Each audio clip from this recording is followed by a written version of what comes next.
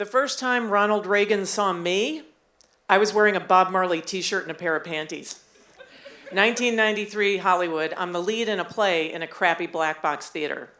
The playwright's family are old friends with the Reagans. One of the other actresses in the play has showbiz bona fides, a regular on Johnny Carson, a ton of TV and movies, and very popular on the 1980s game show circuit.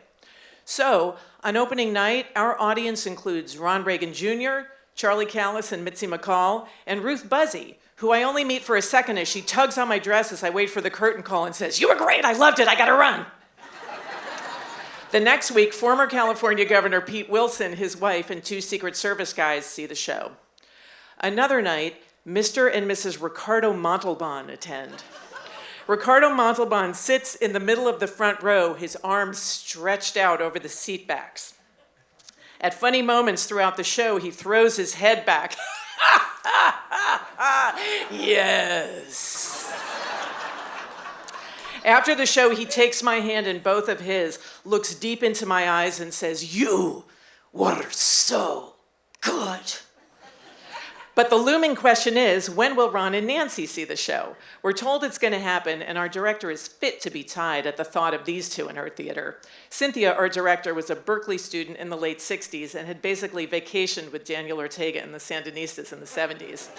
She also had lost legions of friends to the AIDS epidemic. There are valid reasons for hating the Gipper.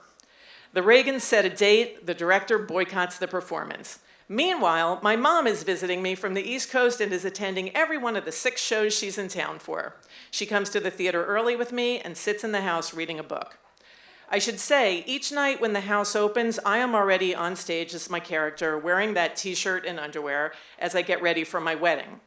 I go about my business while the house music plays, and I ignore the audience as they dribble in.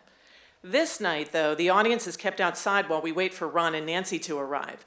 The Secret Service has inspected the building earlier, and my already seated mom is deemed a non-threat. The stage manager squeals, "They're here, places!" The pre-show music plays. Perry Como croons, "But was it all a dream?" I hear footsteps and voices. I want to look, but I can't break the fourth wall. What a time to hold to my professional standards and stay in the moment.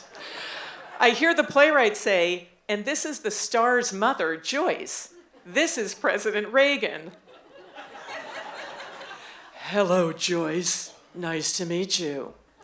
And in her best, "This is fun, but you're no Jimmy Carter" voice, my mom says, "Nice to meet you too." Nancy and my mom are similarly introduced. The audience is let in. Somehow the play goes off without a hitch. We quickly change and go right back out for the meet and greet. While I'm waiting my turn, an intimidating Secret Service agent gives me the nod. "Nice job." The former leader of the free world and fellow actor congratulates me and compliments my performance. Now, Ron and Nancy have spent their entire lives in meet and greet mode, so when Nancy and I meet, she shakes my hand and automatically says, "Thank you for coming."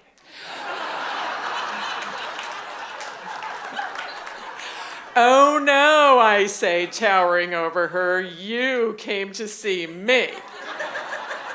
It takes her a second to register that dynamic, and then we girls have a good laugh over it.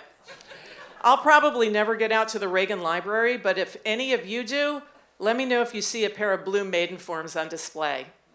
Thank you.